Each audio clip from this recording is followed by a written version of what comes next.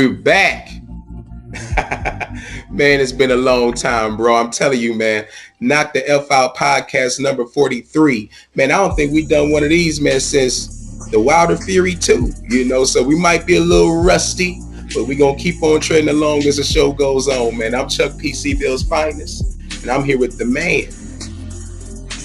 And what I always like to say when it comes to boxing, the man that damn near knows it all, my brother Mark Nall. My brother, what's new with you? What's good, baby? What's good, man? It's been a while, man. Yeah, man. It's been a minute. We've been grinding, though. Ain't stopping. Oh, I hope they don't think we haven't been grinding, man. We got all types of stuff down the pipeline for them, man. But you know what, man? Let's get right on into it, man. Let's get right on into what I like to call a double pay-per-view, man. We got both Charlos headlining their own card. Let's start out with Jermall Charlo. He'll be defending his super middleweight WBC title against Sergey Derevchenko. Man, listen, I'm hyped for this one, Mark. I like this fight. Derevchenko, he come in at 13-2 with 10 knockouts. We know his 2 defeats came to the Miracle Man, Danny Jacobs and Golovkin. Me personally, I think he got robbed against Golovkin. You know, I thought he clearly won that fight, but it is what it is. A lot of people, Mark, say if it weren't for Derevchenko getting knocked down in both of those fights, he could be undefeated right now, you know? But we're going to tap more into that in a little bit because I'm always a believer in you show me who you are once, I got to believe you. But let's get into Jermall Charlo.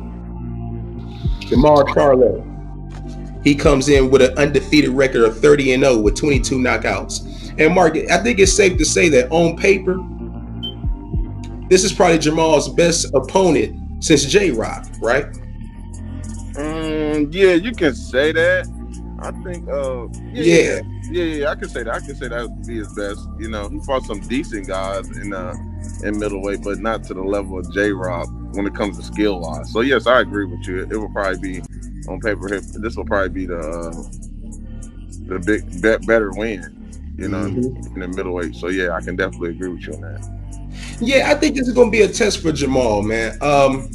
Let's talk about Sergey Derevchenko, though, man. A come-forward pressure fighter, man, who likes to bang in the inside. But This is the same Deryevchenko who got knocked down early against the Miracle Man. This is the same Deryevchenko who got knocked down by Golovkin. And I think it's pretty safe to say that Jermall Charlo hits harder than the both of them. So I believe, even though Jermall Charlo doesn't have the output of Deryevchenko, I think Jermall Charlo will work behind the jab, keep him honest, and time him perfectly in this one. I want to know how you feel, how you think it's going to play out, though, Mark. How do you feel about this fight? I think this is a big test for Jermall Charlo. I feel it's crazy. I'm going to go with this controversy win for Charlo. I got it a controversy win for Charlo. I think the pressure in this fight, look at your face. I think the pressure. I think the word controversial got me, man. Hold on, yeah, you got to dig deep into this one, man. You got to peel back the onion on this controversial shit. I think it's gonna be one of those fights where the pressure is gonna get to Charlo. Charlo's gonna be clinching a lot, trying to retreat. He's gonna try to set up punches on Deryevchenko, but Deryevchenko's gonna be in his grills, almost like a Sean Porter. I think that's their only best chance to beat Charlo. Charlo can do it all, man. He's a skillful fighter, bro. He throws beautiful punches. He's accurate. I mean, people can hate all they want. The dude is the real deal. I like Charlo. I like both of them, to be honest. But he a hard hitter, man, with that jab too, bro. Oh my God, a sharp jab. I just think it's one of those style type fights where it's gonna be where people. It might be a rematch. I'm saying it might be a rematch because it's gonna be one of those ugly fights. Deryevchenko's gonna make it so ugly. Charlo ain't never seen no type of guy like this put pressure on him. Now you did say he got knocked down by Danny and Triple G, but what was interesting about some of those knockdowns, it wasn't really like knockdowns where he was just really hurt, because he came back and he finished the fight. He always bounced back, and it's like his second gear. Once he gets to that second gear, it's a wrap, man. He's locked in. You have to fight this man. Triple G realized that too. You know what I mean? Once he get in, and let me tell you another thing that he brings to the table: angle, feet work. You know what I mean? So he's going to be trying to turn with Charlo. It's going to be a real interesting match to see when it comes to that. Now, man, you want to know what I'm saying? You want to know what I'm going with? I'm going with an 8th round knockout by Jermall Charlo, bro. I got him knocking out the very durable Sergey Deryevchenko and making a statement in that 168 division. That's what I got, man. Now, I know this man ain't never been knocked out cold. Bro, I'm telling you, man, I think this is going to be Jermall Charlo's coming out party. That'll be, hey, if he can pull that off, that'll be slick, man. That'll be impressive. So, oh, yeah, that'll be very impressive. Oh, I'm shooting for the stars, bro. I'm shooting for the stars. I got an 8th round KO by Jermall Charlo in this one, man. Hey, we'll see how it plays out. But now let's talk about the second main event of the second card. Big unification fight between Jason Rosario, who holds the WBA and the IBF middleweight title, and he'll be taking on the WBC champion and Jermall Charlo. Jermall comes in with 33-1. Only loss coming in from Tony Harrison. We all know about the whole Tony Harrison saga. All right. Rosario comes in with 20 wins, 1 loss, and 1 draw. I like this fight too, man. I want to say this about Jermall Charlo, man. Jermall Charlo been battle tested, man. I like Jermall Charlo's resume. You know, fighting the likes of Austin Trout, fighting the likes of Monterosian, Lubin, John Jackson. Yes. I like Rosado. Mm-hmm. So I like his resume. However, on the flip side, it seemed like Rosario's big coming out party was against J-Rock. You know, now don't get me wrong. I mean, he has some fights. I mean, he got knocked out by what was the kid named Gallimore, I believe it was. Yeah. Yeah. And then, hey, remember Jorge Cota gave him a very long night. And this was the same Jorge Cota who got blasted in the third round against Jermell Charlo. And Lubin. Exactly. So the jury is still out on Rosario, but I will say this: he improved as he went along. He improved, and I like the fight that he had against J Rock. Man, you can see how he improved. You can see how sharp he was in that fight, how accurate he was in that fight. And what really impressed me was his ability to get J Rock out of there once he had him hurt.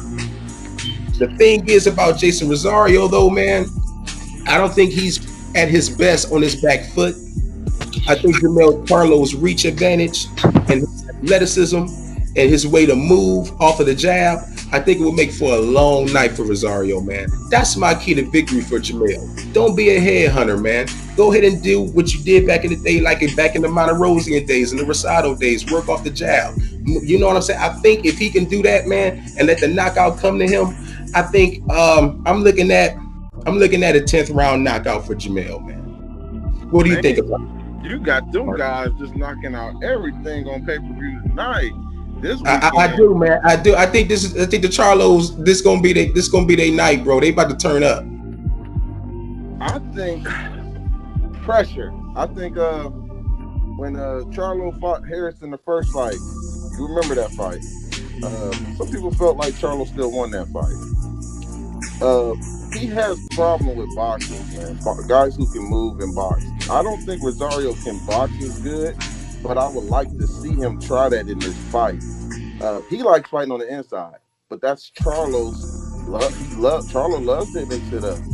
He likes to pray and comes at you. So if he fights, I think if Rosario is a style matchup for Jermell Charlo, it's perfect for him. I think he's going to look good against Rosario, in my opinion. Rosario will come to fight, but I just think Jermell got too much for him. He just got a little bit more skill than Rosario, and I got Charlo winning. He could win by knockout because Rosario has been down. He's been knocked out before, but that's not always the case. You know, you can get knocked out in one fight, you still go 12 rounds in another fight. So, but I just think Jermell is he can crack, man. I think he's gonna be able to. This style is gonna be tailor-made for him. Because Rosario is not going to give him different looks. He's not going to be over here giving different angles here and there. He's going to be right there for him to mix it up. It's going to be really easy. So my thing is, once you get this win, where is everybody going to start putting him on the pound for pound list? You know what I mean? And that's the question of, should you put him on the pound for pound list? Because he got 3 belts. I think you can. But my personal opinion with pound for pound list, it should be about fighters moving up and down in classes, up and down in weights, and making fights, going, trying to make the best fights. That's what my opinion is when it comes to pound for pound. It's kind of hard to give these fighters the pound for pound rankings when they're not really moving out of their weight class. You see what I'm saying? I'm already hearing Earl Spence, if he beats Danny, he's moving up. But yet, some of Earl's fans is not even giving Danny the benefit of the doubt. They calling it a 7:30 fight. And that's almost the same as Terrence Crawford fight with Kell Brook. So it's like, if those are the similar same fights as how y'all see it, how Earl is moving up because he's beating Danny when y'all don't really respect Danny. I do. I think it's a good win. Don't get me wrong. I think that's going to be a good win. But the pound for pound question is going to be really, really interesting with Jermell once he gets this win. And where do Jamal go after this? Where do Jamal go? Because he's in a similar situation. I keep telling people, like Crawford. You know, he's over there on the PBC side. And well, I put it to you this way: if he does what I think he's going to do, he'll never fight Canelo Alvarez. He will never fight Canelo Alvarez. Canelo Alvarez would never give him the opportunity. If he go out there and he knock out Derevchenko, he can forget about a fight with Canelo. You believe that? I don't believe that. I think Canelo. A lot of people think Canelo. You think Canelo? I'll put it to you this way: Canelo will probably fight Derevchenko after that fight with Jermell Charlo. Hey, it's funny because sometimes that's how boxing works. But you got to remember, Canelo was trying to fight Devchenko. You know what I mean? He was trying to get that fight, but I believe Al Heyman was slick and got behind the ears of Devchenko and was like, "Look, he offering you this, we'll offer you this and some." You know what I mean? And another 2 fight deal. So you got to be. It's all about business at the end of the day, and I think they outdid Canelo when it came to that. But I think, man, I'm trying to tell you, I like that fight for Canelo and Charlo, man. I think Canelo is going to be favored by most people, but the majority of people think Jamal is just going to knock him out. Take this down now. Take off my ninja mask. But they don't. They think he gonna. They You gonna try think to you get. think Canelo will want the smoke with Jamal Charlo after a Bro, Dario Chico bro. knockout? I'm gonna tell you one thing. Canelo was the only fighter that have done this, and this is why I don't judge him. He does make it seem like he just avoids certain styles. I can't deny that. I see it with my own eyes. But he's the only fighter that has a promoter and told his promoter that he want to make this fight, regardless of what his promoter wanted. His promoter did not want that fight with Laura. Canelo made the fight happen. It was Canelo who made that fight happen. None of these other fighters have done that. None of these other fighters have tell their promoters, no, I want this fight. You're supposed to be working for me. It seemed like the fighter is working for the promoter. So when I see that, that was big to me because everybody was talking about it. Even though people still felt Laura won that fight, I didn't think Laura did enough. I felt like Laura was fighting safe and he was fighting like he was the A side. You're not the A side. You have to push it. You can't beat Canelo with 1-2s and you know what I mean, and try to bore up the place. So, but the point I'm getting at was Canelo showed me right then and there, dude, when you try to test him and say he's scared of this, he's scared of that, he's going to do it. Jamel Charlo did the same thing. I'm gonna say he did it similar. He was gonna go up in weight, and the fans pressured him to fight J Rock. He kept telling them, "I can't make the weight, 154. You know, what I'm going up." But they was like, "Oh, you scared?" He said, "Okay, I'm gonna stay down here, and I'm gonna take this fight." I respect him for that because he didn't have to. You know what I mean? So I respect Charlo for that. But at the same time, he didn't have to tell Al Heyman, "No, I'm making this fight." And that was something he did, and I still respect him. But Canelo was the only fighter who told his promoter, I'm fighting him regardless." And his promoter didn't even want him to fight. How many times we listen to our promoter? The fighters listen to their promoters. Tank Davis didn't even feel like he could fight Loma. You know what I mean? It was a time Floyd was saying, "Hey, you about to fight Loma," just because they was upset with each other. Like it scared them. You know, like you got to be able to take control of your career. I think Canelo did that, but some of the fights that he has ducked, it makes him look bad and feel like he's ducked. I don't know why, because he's good. So I'm trying to scratch my head on why he didn't fight this guy, why he don't want to fight that guy. Because when that fight is made with Charlo, cut it short, I'm favoring Canelo. That's just me. I'm favoring Canelo in that. I just wanted to come to skill. I got a favorite. I think Charlo will have cold feet. This is the biggest fighter he's faced. The lights is bright. You get gun shy. You know Canelo can move his head when you throwing jabs. It's all that stuff plays in your mind when you fighting Canelo because he is pretty much the new Floyd Mayweather of boxing because he's moving like him, but he can bang too, man. So it's gonna be real interesting. But you probably got a point. If he looks good, who knows? Canelo might want to jump on it, or he might say, "Oh, I'm going somewhere else." There's another uh, Ivan Williams somewhere he can fight or something. You know what I'm saying? So you probably got a point. Hey, So check this out. I've been the prediction beast when it comes to these pay-per-view buys. I want to have a little fun and talk about this one though. Man, listen. They charging $75 for this pay-per-view in the world we living in today. All right. I think I'm going with 75,000 to 100,000 pay-per-view buys on this one. And I hope I'm wrong. And keep in mind, the Charlos have been bringing in the most ratings ever since that little joint partnership with Fox PBC. They've been bringing in the most ratings, man. But I just don't see too many people paying $75 for this. I mean, look at the undercard. Don't get me wrong. I don't mind seeing Casemiro fight. But other than that, though, man, there's really nothing else that's leaping out at me on that undercard. That's $75 for that, man, that might be a little too steep for me. I'm going with 75 to 100,000 pay-per-view buys.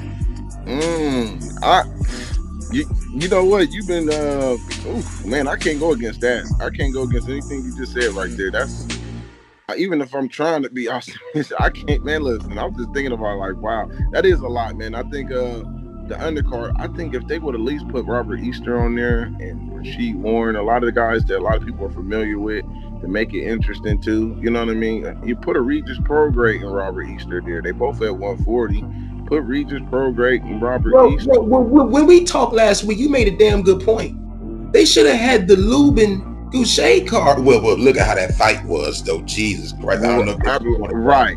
Oh, my God. Yeah. But, I mean, if I was the booker, though, man, I probably would have ended up having that fight on that undercard, though. Absolutely. That should have been, but see, that would have been the first fight. See, if it was a stank, even if it was a stanker, that's cool. It's the first fight. You see what I'm saying? So we getting it. I never felt like Goucher push it enough to become a main event fighter right now. I've been watching him for a while. The man can fight. You can see him. You can see in the ring that he can fight. He just has to push it. He has to go out there and put pressure on certain these fighters instead of just boxing. Like, it seemed like he was an amateur in that fight. You know what I mean? So it's like, you got to do more than 1-2, man. And you see what happened when he stepped up the pressure. He hurt Lubin. You know what I'm saying? Like, you hurt Lubin, and you're not even known to be a puncher. So that says a lot about Lubin too, man. So, but yeah, you're right about the undercard. That should have been on there. Well, one thing's for sure. We gonna be glued to the tube. That's for sure, man. So, hey, go ahead and plug your stuff, though, Mark, maybe before we head up out of here. Hey, this is Marcus, Ohio Runs Boxing. Y'all can follow me on IG, Facebook. I got a YouTube. I haven't uploaded too many yet, but I still got a YouTube. I also got a Twitter. I don't really be on there as much, but I'm gonna be active later on sometime this year, man. Start getting that, in order. But yep, this is Marcus, Ohio Run Boxing, and y'all can follow me. And make sure you follow me on Twitter at ChuckP216. And man, stay ahead of the game, man. I got all kind of stuff down the pipeline for y'all, man. KTFO Info, my troll show. Check that out, man, if you haven't already. And I'm going to be back early Sunday with my right-hand man from the land, Mr. Carl Cleveland, for the after party show for this one, so you don't want to miss that. Hey, Mark, I want to thank you for hopping on, man. Knock the F Out podcast number 43. I'm Chuck P. C-Ville's finest. But to you haters, call me your highness. Man, y'all enjoy the fights, man. I'm going to see y'all early Sunday for the after party show.